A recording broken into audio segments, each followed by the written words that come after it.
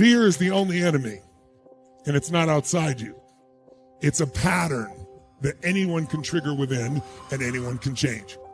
A decision made from fear is almost always the wrong decision, because when you make a decision based on fear, you're living in a world of scarcity of some sort. Would people rather be happy or outraged today? The overall population. You go online, you know that people want to be outraged, but why? Which human needs are met the minute you get really angry? Certainty. So it's because they're so fearful. They're so fearful, and they've been trained to be fearful because the fastest way to control a population is fear. Now, when you're feeling really uncertain, most people value certainty as a survival instinct. Then the other one is significance. How significant are you when you're ranting about how messed up somebody else is? 0 to 10, where would you put it? Yeah, maybe a 15. I would agree with you. So the two things they fear most, I'm completely uncertain what's going to happen, and I'm not enough. I get rid of both of those by ranting, and it works, unfortunately. The only problem is it works in the moment. So it's like sugar. Sugar will make you feel good in the moment. But then what happens an hour and a half later? Boom, you plummet. And that's what happens to relationships because of this anger. This is what happens to a community because of this anger. They are angry so they don't have to feel scared. They feel like they're not enough, and they're totally uncertain about their life. Fear is what stops everybody from having the quality of their life. It isn't just stopping your business, it stops the quality of relationship. All you got to do is trade fear for faith. You were born with faith. It's already there. I'll prove it to you. How do you drive down a street with nothing but a yellow line dividing you from crazies who fall asleep, who are drunk, or don't pay attention, or are texting and cross those lines, and there's nothing protecting you but a yellow line? And yet you still get up and drive your car. Why? Because the alternative is to have no life. But if you're a leader, you might be afraid, but you don't let fear stop you. That's courage. That's faith. It means you feel it, but do it anyway because there's something that matters to you more than your fear. So if you have a mission, the game changes. The way we take dreams and make them real is we push through everything that other people give up about. And how do we do that? There's a part of you that will make that push. It just needs to be the part you nurtured more. Whatever you feed gets bigger, gets stronger. So you got to feed the best part of yourself every day. You got to demand the best part of you. You got to not settle for less than you can be or do or share or create or give. You got to not tolerate the stuff you used to tolerate in yourself. That doesn't mean you're inhuman. It doesn't mean that you don't have bad moments. It just means they're moments. They're not days, weeks, months, and years. It's not that you never come down. It's not that you never get knocked down. It's that you get up quickly and keep moving forward. If you keep moving forward, you will achieve whatever you dream. But you got to keep moving forward. And what will hold you back is only one thing: fear. Fear you're not enough. Fear you don't know enough. You don't have to know enough. And whether you're enough or not, something loved you enough to give you the gift of life, a beating heart in your chest that you did not earn. Something in this universe, call it God, call it the universe, call it whatever you want to call it.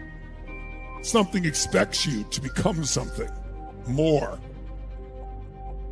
That's why it feels so good to become more, to give more, to do more, to shape more, to break through, to overcome your fears, to strengthen yourself. And most will miss that incredible nectar of growth and expansion and contribution and meaning and impact and achievement because they let their fear dominate them. It's okay to have the fear.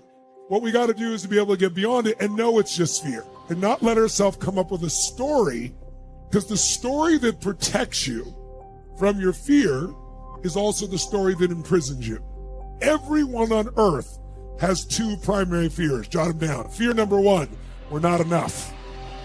We're all afraid at times we're not enough. You may not be feeling that right now if your life matches your expectations, but that won't last.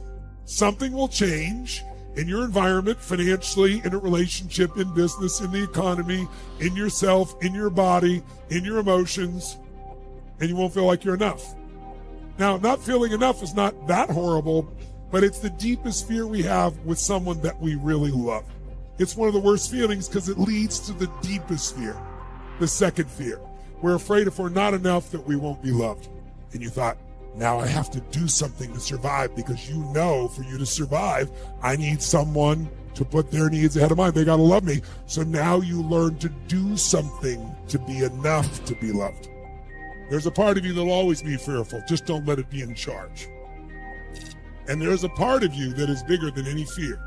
There is a part of you that is immutable. There is a part of you that is everlasting. It's beyond the mind.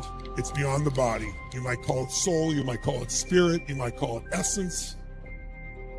When that part of you is activated, there's something you want to serve bigger than you. There's a different level of emotion. And emotion is the fuel that drives all of this. You have to be willing to feel things you don't want to feel and push through them. Trust that you're ready and put yourself into it, and you will be amazed by what your spirit, soul, and psychology will find a way to make happen when you put yourself on the line. Progress is what makes you feel alive. As long as you find a way to make progress, the game is totally engaging. The game of life, the game of business, the game of relationship, the game of parenting, the game of friendship, the game of spiritual growth. But it requires, very simply, a new standard within yourself.